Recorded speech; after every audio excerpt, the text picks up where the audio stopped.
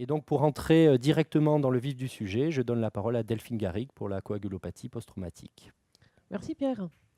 Donc la coagulopathie, c'est pas très simple, hein, mais toute cette physio me semble importante à comprendre, hein. J'ai mis très longtemps pour savoir ce qu'on fait après dans la thérapeutique, et je pense qu'il faut comprendre des choses. Elle a été décrite il y a une quinzaine d'années, hein, par Fritz, qui a regardé ces populations rétrospectives. Et quand on croise la gravité des patients en regardant le score ISS et un possible état de choc en regardant les bases XS, quand on regarde la mortalité en croisant ces deux données, on voit qu'il faut et un état de choc et un ISS élevé pour avoir une mortalité importante. Quand on regarde ces deux données, non pas en fonction de la mortalité, mais en fonction de l'hémostase et notamment le ratio de temps de quick, on observe une mortalité qui est quasiment superposée. Et depuis 2010, donc, a été montré qu'un ratio de TQ supérieur à 1,2 augmentait cette mortalité. Et c'est la première fois qu'est montré que cette coagulopathie, hein, qui a été définie comme ça, coagulopathie aiguë du traumatisé, aggrave cette mortalité d'environ 4 fois. Elle est rare, les patients qui saignent beaucoup, le choc hémorragique massif, c'est déjà rare, mais la coagulopathie aggrave dans à peu près 20 à 30% des cas et du coup augmente la mortalité x4. Elle est précoce, elle peut être aggravée par nos thérapeutiques, mais c'est une entité propre et elle démarre, ça a été montré, hein, sur les lieux du traumatisme très rapidement avant tout geste de réanimation. Alors la coagulopathie, c'est quoi? Il y a une lésion endothéliale avec le facteur tissulaire qui va être libéré, une activation de la cascade de coagulation, cette thrombine, génération de thrombine qui va être développée, qui va entraîner le passage du fibrinogène en fibrine pour faire cette hémostase primaire. Et après cette première phase, une phase d'amplification où il va y avoir une grande quantité de thrombine générée. Et tout ça va conduire à faire un caillot et à faire boucher le trou de la lésion vasculaire. Évidemment, il faut que ce caillot soit dégradé, sinon on va avoir une thrombose du vaisseau. On est quand même bien fait, la physiopathologie est bien faite, il y a des choses qui vont dégrader ce caillot, et c'est la fibrinolyse. Cette fibrinolyse, elle va être activée par le TPA, hein, cet activateur du plasminogène, qui va dégrader le caillot. Et cette fibrinolyse, cette lyse du caillot, va entraîner libération de produits de dégradation de la fibrine, de dédimères.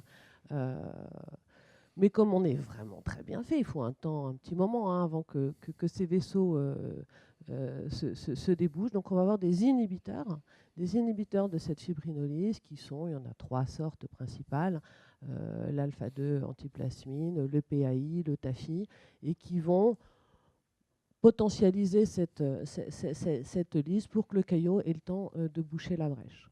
Alors là, c'est quand tout va bien, c'est l'hémostase, hein, c'est quand voilà, il y a un trou et puis on bouche ce trou, donc on comprend bien qu'il y a une consommation de facteurs. Ils sont utilisés pour faire les caillots, puis avoir une hémodilution si on dilue beaucoup.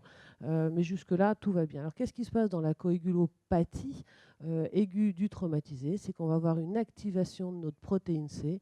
Hein, la thrombomoduline va se lier avec la thrombine. On va avoir la protéine C qui va être activée. Cette protéine C activée, elle va avoir 2 principaux rôles dans l'hémostase, c'est-à-dire qu'elle va avoir un rôle d'anticoagulation, hein, ça va inhiber les facteurs 5 et le facteur 8, mais en inhibant ces 2 facteurs, on comprend bien qu'il y en a plein d'autres et qu'on va quand même avoir de la thrombine, donc ce n'est pas l'effet majeur. L'effet majeur va être que cette protéine C activée, elle va inhiber nos inhibiteurs de la fibrinolyse, et du coup, dès que le caillot va être fait, il va être immédiatement lysé par activation du TPA, parce que les inhibiteurs ne peuvent pas jouer leur rôle principal. Et depuis toute cette physiopathe qui est maintenant bien connue, on comprend que la fibrinolyse a quand même un rôle majeur, hein, dans cette coagulopathie. Donc il y a, oui, la consommation, oui, une perte de facteurs, il y a un trou, ils sont perdus, mais il y a cette fibrinolyse. Alors après, on peut nous-mêmes aggraver, hein, cette coagulopathie en remplissant nos malades de façon trop abondante, en faisant une hémodilution avec des produits qui sont parfois pas très bien réchauffés. L'acidose elle-même perturbe les voies de la coagulation. L'hypocalcémie, on met très fréquemment, il faut mettre, hein, du calcium chez ces patients. Alors, des nouveaux mécanismes qui sont maintenant bien décrits, qui aggravent cette coagulopathie avec notamment les lésions endothéliales, avec toute une surface qui est le glycocalix, avec des lésions de ce glycocalix, qui sont des glycoprotéines, des protéoglycanes, et qui vont jouer un rôle d'anticoagulation, un effet héparine-like. En plus de cette anticoagulation, il va y avoir des plaquettes qui vont être inhibées. Alors surtout, on voit ça avec des tests d'agrométrie. On a une inhibition plaquettaire dès la phase initiale. Cette inhibition plaquettaire, c'est un petit peu comme la coagulopathie et la fibrinolyse. Elle est d'autant plus importante que les lésions traumatiques sont importantes, d'autant plus importante qu'il y a un état de choc et que le base excès ou le déficit de base est important, et encore plus importante en cas de transfusion massive. Alors, on parle beaucoup de fibrinolyse. On a un médicament, une énorme étude, CRASH2, dont vous avez évidemment entendu parler, qui nous a démontré cet effet de l'acide tranexamique qui va se lier au plasminogène et qui va empêcher, en tout cas retarder, cette activation de la lyse par le TPA. Donc, le TPA ne peut pas agir, il ne peut pas y avoir de lyse du caillot prématurée, et du coup, toutes les recommandations, les sociétés savantes, nous ont montré qu'il faut injecter de l'acide tranexamique le plus précocement possible, si possible avant la 3e heure du traumatisme, et qu'il faut l'inclure dans tous les protocoles préhospitaliers. Voilà en quelques mots, un petit résumé. Merci beaucoup Delphine. Donc tu nous as essentiellement montré là, que la fibrinolyse, enfin l'activation de la fibrinolyse était un véritable problème en traumatologie, que c'était la base de l'utilisation de l'hexacil. Mais lorsqu'on regarde quelques papiers récents, notamment venus de la littérature nord-américaine, on a l'impression que maintenant les gens se demandent si vraiment il faut administrer l'hexacil à tout le monde. Quel est ton point de vue là-dessus? Est-ce que toi, à Lille, tu l'utilises chez tout le monde sans distinction? Est-ce que tu attends d'avoir un profil sur un thromboelastométrie, par exemple, pour faire l'hexacil? Quelle est ta politique un peu autour de l'hexacil? Alors, comme tout docteur, je déteste faire un médicament sans réfléchir et de le faire systématiquement pour tout le monde. Mais là, quand même, j'ai quand même beaucoup de raisons de le faire systématiquement pour tout le monde avec cette étude. Donc, de plus en plus, des gens sont en train de se demander s'il n'y a pas un phénotype de la coagulation. On ne répond pas tous de la même façon. Il y a des gens qui ont montré qu'il y avait ceux qui saignaient très précocement, ceux qui saignaient très tardivement, ceux qui saignaient massivement. Il y a ceux qui, quand on regarde sur les tests de coagulation, ceux qui activent plutôt la voie de leur facteur tissulaire, plutôt la voie contact, ou plutôt qui d'emblée ont des lésions des deux voies. Il y a Moore, tu parlais, qui a montré effectivement sur des tests de thromboélastographie, il y a 3 populations de patients. Il y a ceux qui vont avoir, en fonction des normes qu'on a imposées, une réponse physiologique à la fibrinolyse, c'est à peu près 35% des patients. Il y a ceux qui vont avoir une super fibrinolyse, ils sont très peu, ils vont beaucoup mourir, mais c'est à peu près 15% de la population de cette étude. Et puis il y a la plus grosse majorité, c'est 45% de la population de cette étude, où il va y avoir une espèce de résistance à la fibrinolyse, ils disent le shutdown. Et effectivement, est-ce qu'il est logique, quelqu'un qui n'est pas du tout fibrinolytique, encore moins fibrinolytique que la population, est-ce qu'il est logique de donner de l'hexacil? Bon, c'est le tout début. Moi, je dis I love acide tranexamique. Je continue à faire systématiquement de l'acide tranexamique. Pour l'instant, ça n'a que des bénéfices et on n'a jamais montré que ça pouvait être dangereux. Ok. Et puis l'étude de Moore, les études de Moore, les patients ne sont pas sélectionnés. C'est tout patient, y compris les malades qui saignent pas. Donc effectivement, quand on est à risque hémorragique, ça paraît logique de faire l'hexacil. Et lorsque on fait, alors tout le monde fait 1 gramme en 20 minutes, puis 1 gramme par 8 heures selon CRASH2. Est-ce que ça t'arrive de refaire d'autres bolus d'hexacil, ou est-ce que tu suis tout le temps 1 gramme puis 1 gramme par 8 heures, ou est-ce que tu refais des bolus? Non, il n'y a pas de tout le temps. Je suis incapable de faire tout le temps. Non, mais mais bien sûr. D'abord, je me fie comme beaucoup à la clinique. Après, on peut en parler ensemble. C'est assez intéressant à la clinique. Un malade qui continue à saigner, qui est au bloc opératoire, donc par définition, qu'on continue à traumatiser. En opératoire, on continue à traumatiser les tissus, qui a un saignement anormal, appuyé par les tests de coagulation, les tests viscoélastiques. Je peux refaire des bolus en péropératoire si nécessaire, que le malade continue à saigner et que j'ai des tests cliniques, en tout cas une clinique anormale. Vous êtes d'accord avec cette attitude ou...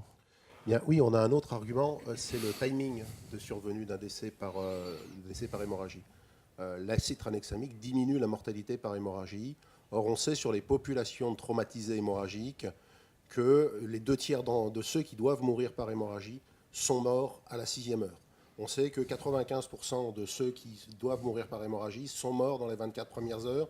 Donc à la fin, lutter contre un risque qui n'existe plus me semble manquer de sens. D'accord. Et on a vu, en traumato, il faut être organisé, il faut agir très rapidement. Donc on a envie de dépister très tôt ces phénomènes de coagulopathie post-traumatique, d'avoir des protocoles d'activation de transfusion massive. Est-ce qu'il y a des moyens, dès le préhospitalier, c'est-à-dire lors de l'alerte du SAMU, de se dire « Ah, ce patient, il est plus à risque d'avoir une coagulopathie post-traumatique que l'autre » ? Oui et non.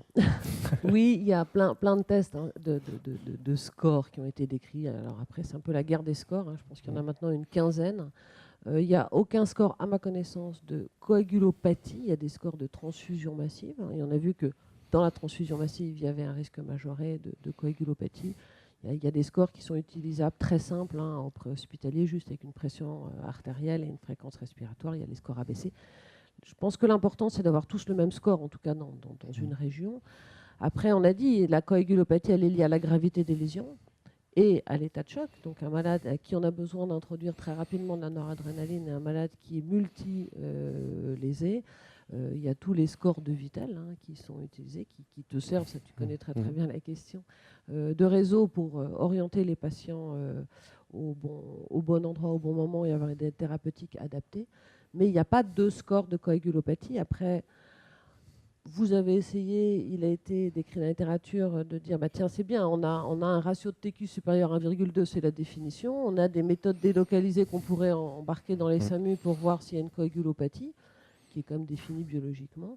Le problème, c'est que tu as montré que hors un traitement par AVK, où là c'est une très très bonne machine, que dans le choc hémorragique, les problèmes d'anémie, de modification de plasma rendent ces tests totalement inutilisables, sans ni sensibilité ni spécificité. Donc malheureusement, on n'a pas un score ou un outil qui va nous prouver une coagulopathie initialement. Et juste pour vraiment essayer de donner un message fort et simple aux personnes qui nous écoutent, je suppose que ça t'arrive de faire venir à l'avance, par exemple, du sang ou des produits procoagulants à l'avance sur l'alerte du SAMU. Quels sont les éléments qui te font dire celui-là, c'est sûr, on prépare la valise au négatif, les plios sont déjà sortis sur la paillasse. Est-ce qu'à Lille, vous avez une définition très précise? Vous dites sur ce type de malade, c'est systématique, on sort la valise au nègre, on prépare les plios, enfin on les sort, ils sont déjà prêts sur la paillasse pour anticiper, quoi. Alors, on a une grande chance à Lille, c'est qu'on a des frigos dans la salle du déchocage et surtout on est en lien direct avec le FS par un TAL inversé. Donc je ne fais jamais venir avant le malade maintenant parce qu'on a le TAL et ça va aussi vite que d'avoir cette valise. Donc on a mis en route évidemment des protocoles de transfusion massive dans nos logiciels. Donc on a fait des packs. Le premier pack c'est 4 kg 4 PFC, le second pack c'est 4 kg 4 PFC et des plaquettes. Donc j'ouvre pas, mais parce que j'ai à Lille et le TAL et le frigo dans mon déchocage. Ok, donc une disponibilité très rapide. Et c'est vrai que pour les personnes qui ont moins cette disponibilité, il faut définir à l'avance pour quel malade on active au parallèle ces protocoles de transfusion massive. Ça peut être, comme tu l'as dit, un score ABC, un choc index, mais il faut essayer de vraiment essayer de standardiser les choses. En tout cas, merci beaucoup Delphine.